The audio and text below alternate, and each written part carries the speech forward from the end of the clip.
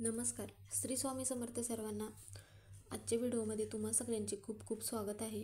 स्वामी तुम्हा सगळ्यांना कायम सुखी ठेवो ही स्वामीचरणी प्रार्थना करते आणि आजच्या व्हिडिओला सुरुवात करते.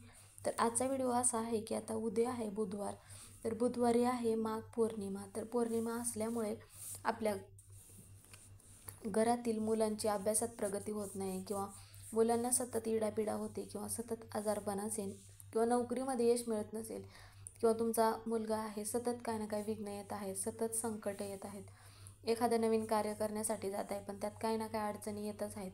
तर त्यावेळेस मग आईने आपल्या मुलांसाठी एक वस्तू उतरवून टाकायची आहे. तर ती वस्तू कोणती उतरवून टाकायची आहे आणि कधी टाकायची आहे त्याबद्दलची माहिती आपण आजच्या व्हिडिओमध्ये घेणार आहोत. तर व्हिडिओ शेवटपर्यंत नक्की बघा. व्हिडिओ आवडला तर व्हिडिओला लाईक करा, चॅनलवर नवीन असेल तर चॅनलला सबस्क्राईब करा.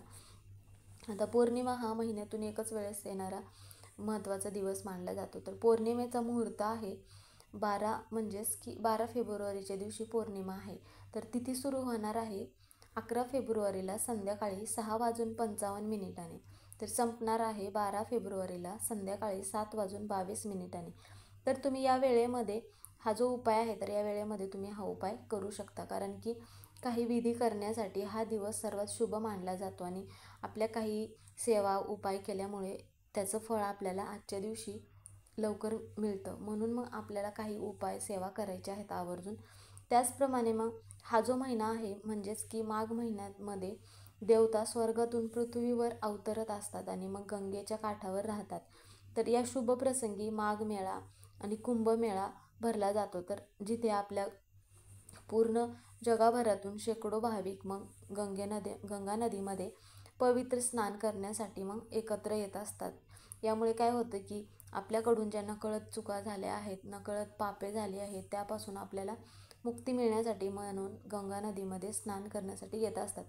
तर आता पौर्णिमा हा महिन्यातून एकदा साजरा केला जाणारा सर्वात शुभ दिवसांपैकी हा एक दिवस मानला जातो. तर आपल्याकडे पौर्णिमेच्या दिवशी मोठे धार्मिक आणि आध्यात्मिक महत्त्व दिले जाते. तर हा दिवस आपल्याला भगवान विष्णूंची पूजा करण्यासाठी महत्त्वाचा मानला जातो, कारण की या दिवशी आपण सत्यनारायण करत असतो आणि मग काही महिला पौर्णिमेचा उपवास करत असतात.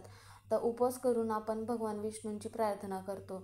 तसेच मग भगवान विष्णूंचे ज्यांना आपण दुसरे रूप असलेल्या सत्यनारायण देवतेंची आपण प्रार्थना करतो आणि सत्यनारायण देवतेंची पूजा वगैरे मांडत असतो. त्याचप्रमाणे आपण दिवसभर मंत्र म्हणत असतो, ओम नमो भगवते वासुदेवाय नमः. आता ज्यांना ज्या सेवा करणं शक्य होतं, जे उपाय करणं शक्य होतं, त्या महिला मग आजच्या दिवशी आवर्जून उपाय वगैरे करत असतात. तर आपल्याला जर तीर्थ ठिकाणी जाणं शक्य होत नसेल किंवा तुमच्या मुलांवरती सतत काय ना काय संकट येत असतील, विघ्न येत असतील, तर मग आजच्या दिवशी काय करायचं आहे खास तुमच्या मुलांसाठी. ज्यावेळेस तुमचा मुलगा सकाळी स्नान करणार असेल तर त्या अंघोळीच्या पाण्यामध्ये 2 थेंब गंगाजल टाकायचे आहे आणि मग थोडीशी हळद त्यामध्ये टाकायची आहे, कारण की मुलामधील जी नकारात्मकता आहे ती निघून जाते. आणि गंगाजल टाकल्यामुळं काय होतं की तीर्थ ठिकाणी स्नान केल्याचं पुण्य मग तुमच्या मुलाला म्हणा किंवा तुम्हाला लागतं. तर ह्या ज्या गोष्टी आहेत तर ह्या तुम्ही स्वतःसाठी पण तुम्ही करू शकता, म्हणजेच की हळद आणि गंगाजल टाकून स्नान करू शकता. कारण काय होतं की हळद टाकल्यामुळे आपला गुरुग्रह बळकट होतो, म्हणून हळद टाकायची आहे. आता तुमच्या मुलाला सतत नजर वगैरे लागत असेल, आजारी असेल, सतत काय ना काय दुखत असेल किंवा नोकरीमध्ये यश मिळत नाही किंवा विवाह होत नाही, तर हा उपाय मग आपल्याला पौर्णिमेच्या दिवशीच करायचा आहे. तर हा जो उपाय आहे तर हा उपाय घरातील आई वडील आजी आजोबांनी केला तरी पण चालेल. तर त्या अगोदर काय करायचं आहे आपल्याला, एखादं भांडं म्हणा किंवा मग एखादी प्लेट वगैरे किंवा एखादा कागद घ्यायचा आहे, पुठ्ठा घेतला तरी पण चालेल. त्यावरती थोडेसे काळे तीळ घ्यायचं आहे आणि मग तुमचा जो मुलगा आहे किंवा मुलगी आहे तर एक असेल 2 असेल तर प्रत्येकासाठी वेगळं करायचं आहे. अगोदर तुमच्या मुलाला एका पाटावरती म्हणजेच आसनावरती बसवायचं आहे आणि मग ज्यावेळेस तुम्ही मुलांच्या डोक्यापासून पायापर्यंत उतरवायचं आहे, तर मुलांचा चेहरा ज्यावेळेस तुम्ही मुलांना आसनावरती बसवणार असाल त्यावेळेस मग तुमच्या मुलाचा चेहरा दक्षिण दिशेला येणार नाही. ह्या अशा पद्धतीनेच मग बसवायचं आहे. आणि ज्यावेळेस तुमच्या मुलाला आसनावरती बसवलात त्यावेळेस मग काय करायचं आहे, तुमच्या मुलांच्या डोक्यापासून पायापर्यंत 7 वेळा उतरवून घ्यायचं आहे, म्हणजेच उतरवायचं आहे. आणि मग उतरवत असताना तुमच्या मुलांना जे पण काय संकटे आहे, विघ्न येत आहे त्याबद्दल मग म्हणायचं आहे विघ्न दूर होते किंवा नजरबाधा होते, आल्या गेल्यांची, येणाऱ्या जाणाऱ्यांची, अशा पद्धतीने म्हणून मग नजर उतरवायची आहे. किंवा जे असेल तुमच्या मुलांबद्दल अडचणी, आता प्रत्येक आईला आपल्या मुलांच्या अडचणी माहितीच असतात, त्यामुळे मग आईने त्याबद्दल मग बोलायचं आहे आणि मग 7 वेळा उतरवून घराबाहेर जायचं आहे तसंच तो उतारा घेऊन. आणि मग घराच्या बाहेर गेल्यानंतर उत्तर दिशेला तो उतारा फेकायचा आहे. आणि तुमच्या घरामध्ये जर 2 मुले किंवा 3 मुले, 1 मुलगी असेल तर प्रत्येक मुलांना वेगवेगळा हा उपाय करायचा आहे. अगोदर एका मुलाला केल्यानंतर किंवा एका मुलीला जर हा उपाय केला तर नंतर मग परत त्या मुलाला किंवा मुलीला आसनावरती बसवायचं आहे आणि मग त्यानंतर मग परत उपाय करायचा आहे आणि मग तो उतारा बाहेर अशा पद्धतीने परत फेकायचा आहे.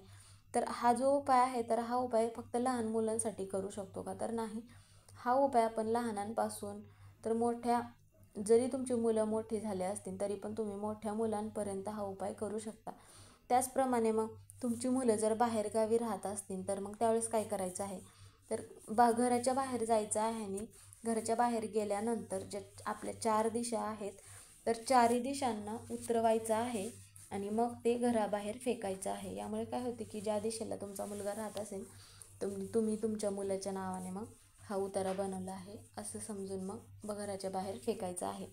आणि मग त्याचप्रमाणे काय करायचं आहे, आजच्या दिवशी आपल्याला 1 ग्लास भरून दूध घ्यायचं आहे, त्यामध्ये साखर टाकून तुमच्या मुलावरून 1 वेळा उतरवायचं आहे.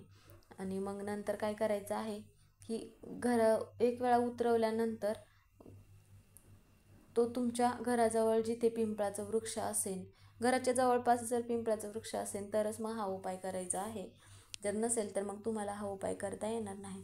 आणि ते दूध मग उतरवून घेतल्यानंतर मुलांवरून पण 7 वेळा घ्यायचं आहे उतरवून. आणि नंतर मग काय करायचं आहे, ते दूध घेऊन पिंपळाच्या वृक्षाजवळ आपल्याला जायचं आहे. आणि तिथे गेल्यानंतर काय करायचं आहे की पिंपळाच्या खोडाजवळ ते दूध अर्पण करायचं आहे. यामुळे काय होतं की मुलांची जी वाईट नजर वगैरे लागली असेल तर ती दूर होते, किंवा मुलं किरकिर करत असतील किंवा हट्टीपणा करत असतील तर त्यावेळेस त्या मुलांचे ह्या ज्या सगळ्या दोष आहेत तर हे दोष दूर होतात. किंवा मुलांना सतत संकट येत असतील किंवा काही ना काही विघ्न येत आहेत तुमच्या मुलाला, तर त्यावेळेस हे पण दूर होतात आणि मग तुमच्या मुलाची अभ्यासात प्रगती होते, नोकरीमध्ये यश मिळते, मग मुलांवरती मग कोणतेही संकट येत नाही किंवा विघ्न येत नाहीत.